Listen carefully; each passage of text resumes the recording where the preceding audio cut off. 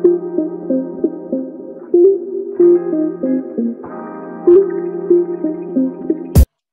teman-teman semua, aku Kenisha Pudika.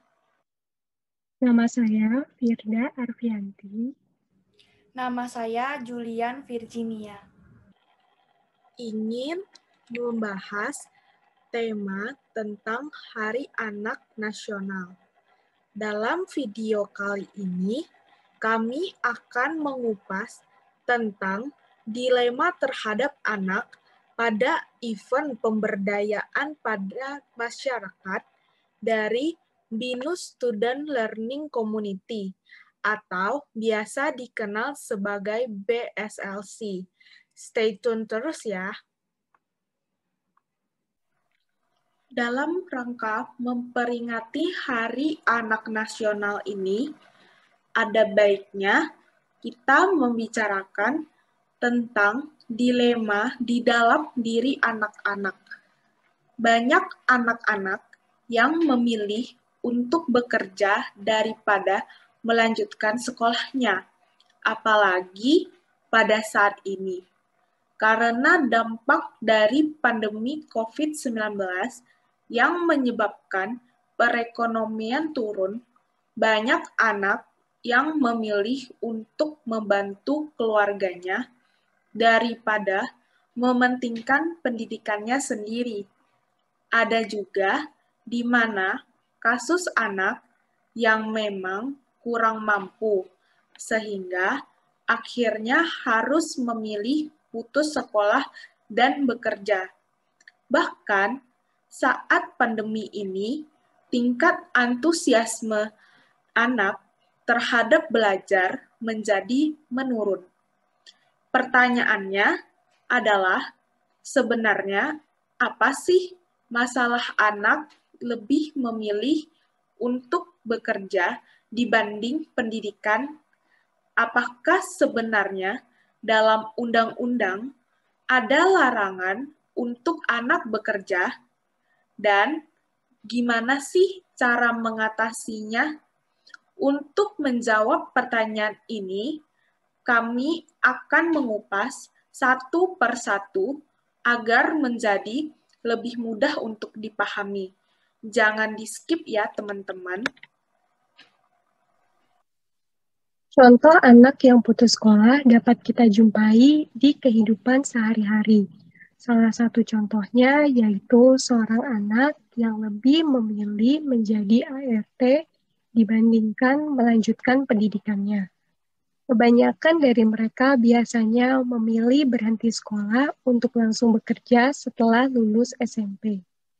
Menurut pengakuan mereka, faktor ekonomi dan jarak tempuh yang jauh dari rumah ke sekolah menyebabkan mereka terpaksa putus sekolah.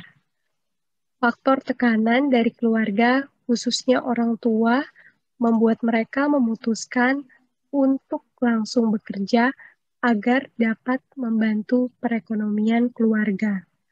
Namun, permasalahan anak putus sekolah sebenarnya bukan hanya dapat dijumpai di daerah pedesaan atau daerah terpencil.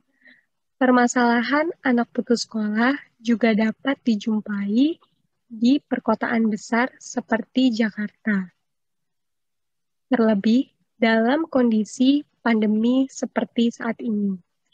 Dilansir dari detik.com, pada Desember 2020, UNICEF selaku organisasi PBB menemukan bahwa 938 anak di Indonesia putus sekolah akibat pandemi COVID-19. Bahkan 75% diantaranya tak bisa melanjutkan sekolah dikarenakan kondisi perekonomian keluarga yang terdampak akibat banyaknya orang tua yang kehilangan penghasilan dan pekerjaan. Sebenarnya, anak-anak yang putus sekolah itu masih ingin melanjutkan pendidikannya. Namun, tekanan berupa faktor ekonomi keluarga mengharuskan mereka berhenti sekolah. Larangan anak untuk bekerja. Di Indonesia, terdapat payung hukum yang melarang anak untuk bekerja. Dalam beberapa undang-undang, salah satunya Undang-Undang Nomor 13 Tahun 2003 tentang Ketenagakerjaan.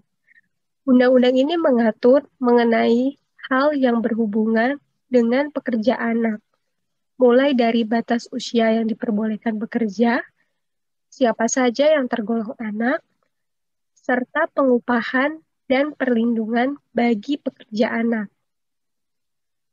Lebih rinci, dalam pasal 68 UU nomor 13 tahun 2003 tentang Ketenagakerjaan menyebutkan bahwa pengusaha dilarang mempekerjakan anak. Dilansir dari gajimu.com, dalam ketentuan undang-undang tersebut, anak adalah setiap orang yang berusia di bawah 18 tahun. Hal tersebut berarti 18 tahun adalah usia minimum yang diperbolehkan pemerintah untuk bekerja. Seperti yang telah dipaparkan sebelumnya, kebanyakan anak putus sekolah di Indonesia dimulai setelah lulus SMP. Hal itu berarti banyak anak di Indonesia yang putus sekolah dan memutuskan bekerja pada usia sebelum 18 tahun, di mana hal ini dilarang dalam pasal 68 UU nomor 13 tahun 2003. Cara mengatasi anak putus sekolah yaitu dapat dilakukan dengan adanya kebijakan dari pemerintah, yaitu adanya program wajib belajar selama 12 tahun. Dengan adanya program wajib belajar ini diharapkan dapat mengatasi anak-anak yang putus sekolah. Selain itu dapat dilakukan dengan pemerataan pendidikan yang dimana masih kurangnya kemerataan pendidikan khususnya di daerah tertinggal.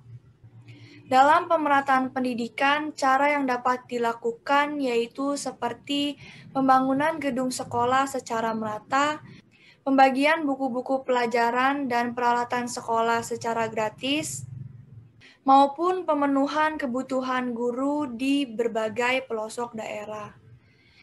Selain itu, dengan memberikan beasiswa terhadap anak usia sekolah yang khususnya kesulitan dalam bidang ekonomi, tentunya akan meningkatkan minat dan semangat bagi anak dalam melanjutkan pendidikannya. Yuk berikan kesempatan untuk semua pihak dalam mendapatkan pendidikan, karena sejatinya pendidikan adalah hak bagi semua warga negara Indonesia, sesuai yang diamanatkan dalam Undang-Undang Dasar Negara Republik Indonesia tahun 1945 dalam pasal 31 ayat 1. Siapapun berhak sekolah. Yuk sekolah dan wujudkan impian bangsa. Dengan sekolah, anak-anak Indonesia mendapatkan ilmu yang berguna dalam mencapai impian bangsa yang adil, makmur, dan berperi kemanusiaan. Selamat Hari Anak Nasional. Semua anak berhak untuk mendapatkan pendidikan. Terima kasih teman-teman atas antusiasme kalian dalam mendengarkan hal ini. Mungkin sebagian dari teman-teman akan menganggap ini hal yang sepele. Tetapi ketahuilah, hal ini justru akan menjadi sangat besar bagi negara. Sampai-sampai ada undang-undang yang mengatur tentang larangan anak untuk bekerja. Nah, paling aku mau rekap sedikit, semua anak berhak untuk mendapatkan pendidikan yang cukup.